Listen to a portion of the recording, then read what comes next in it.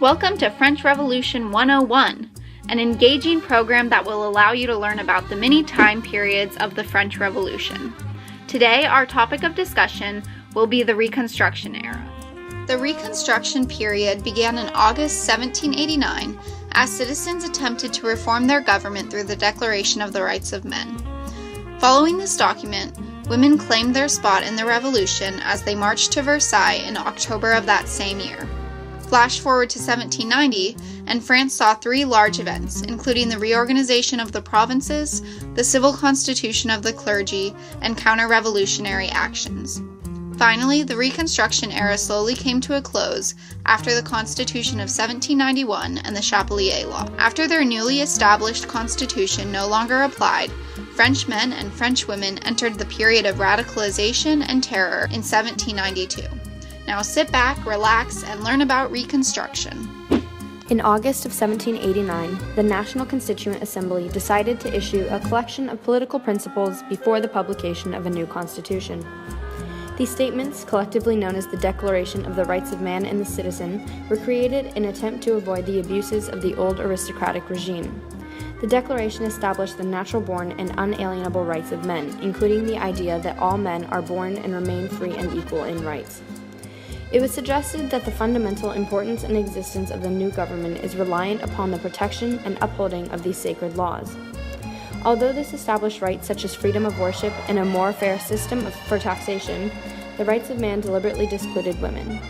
It would not be until 2 years later in 1791 until women's voices were heard via the publication of the Declaration of the Rights of Women and the Female Citizen by female political activist Olympe de Gouges.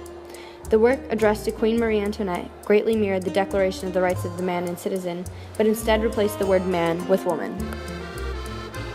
In line with the women's empowerment presented in the Declaration of the Rights of Women, the Women's March on Versailles in October 1789 exemplified how women would support the revolution.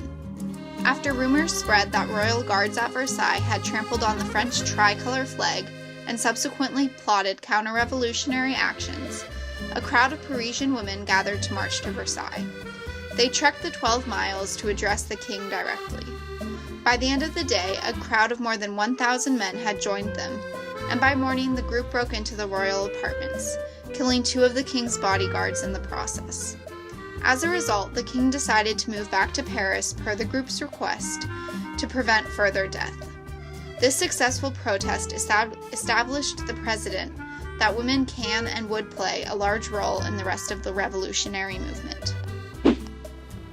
In 1790, the National Constituent Assembly began the reorganization of French provinces.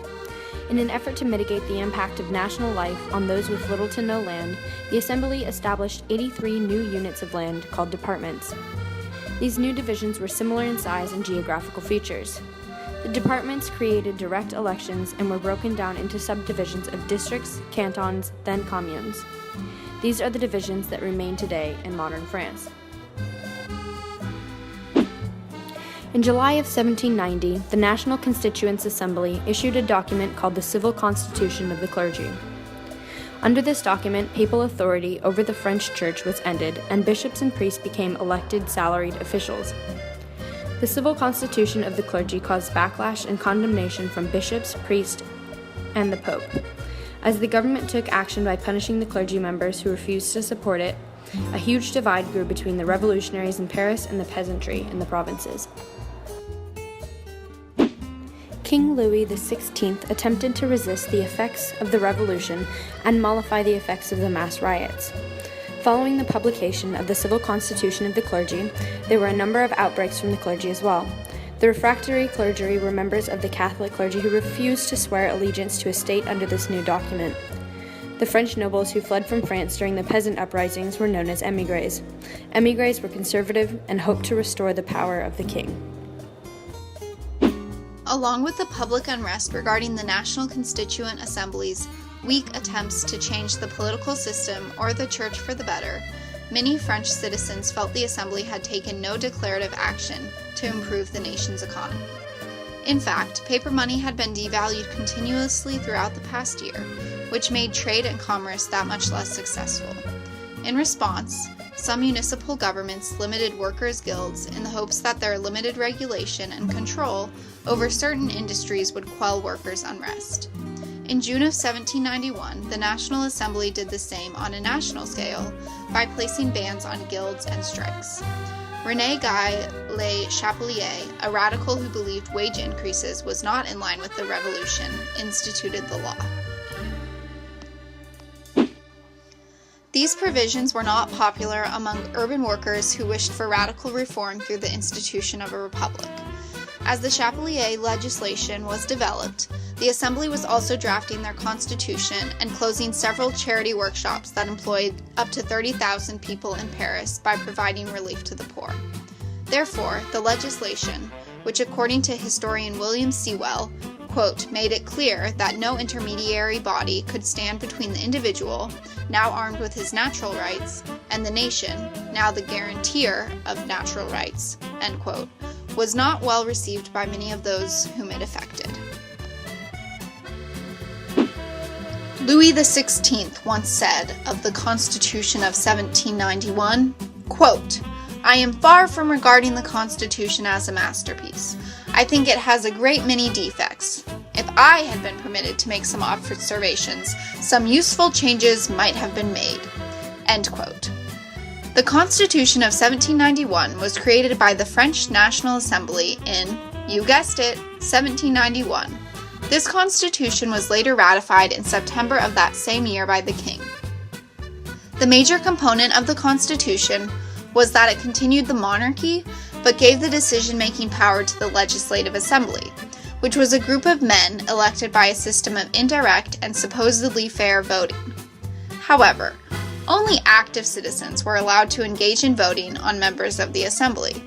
And to be considered active, citizens had to be men over 25 years old who paid taxes proportional to at least 3 days' wages. Given that criteria, only about 2/3 of all adult men in France were able to vote. Therefore, France became a country governed by a king with reduced powers in the position of the constitutional monarchy, alongside a more powerful legislature. The king's reduced powers included the ability to use a suspensive veto and to choose ministers.